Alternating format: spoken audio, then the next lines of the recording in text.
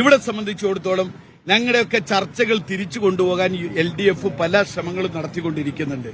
ഇവിടെ നിലമ്പൂർ ഈ തെരഞ്ഞെടുപ്പിൽ പ്രധാനമായും ചർച്ച ചെയ്യപ്പെടുന്നത് ഈ പറയുന്ന കാട്ടുമൃഗശല്യവും കർഷകരനുഭവിക്കുന്ന ദുരിതവും ഈ നാട്ടുകാരനുഭവിക്കുന്ന ദുരിതവും കേരളത്തിലെ 9 വർഷത്തെ ഗവൺമെന്റിന്റെ നയപരിപാടികൾ കൊണ്ട് നിലമ്പൂർ അനുഭവിക്കുന്ന ദുരിതമാണ്. ഒരു സംശയം വേണ്ട. അതിൽ നിന്ന് ഏത് മന്ത്രി പറഞ്ഞാലും ആര് പറഞ്ഞാലും ചർച്ചകളെ വഴിതിരിച്ചു കൊണ്ടുപോകാൻ കഴിയില്ല. നിലമ്പൂർ ഇത് ചർച്ച ചെയ്യും.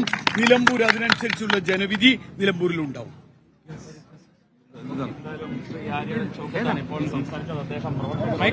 മാറിപ്പോയോ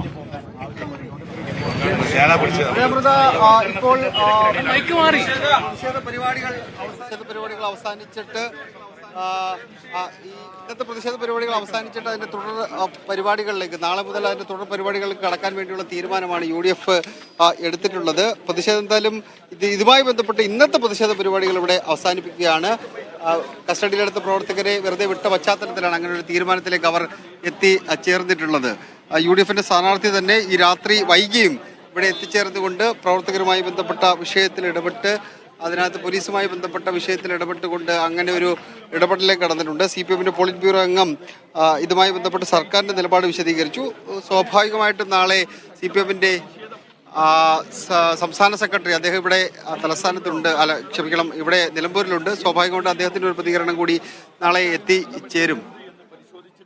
നാളെ നേതൃത്വവുമായി സംസാരിച്ചിട്ടായിരിക്കും ബാക്കി തുടർന്നുള്ള പരിപാടി. എന്ത് സംഭവിച്ചു എന്നാണ് താങ്കൾ ഇപ്പോൾ പ്രാഥമികമായി മനസ്സിലാക്കിയത്? പ്രാഥമികമായി മനസ്സിലായ നിങ്ങൾക്ക് എല്ലാവർക്കും മനസ്സിലായ കാര്യം തന്നെ.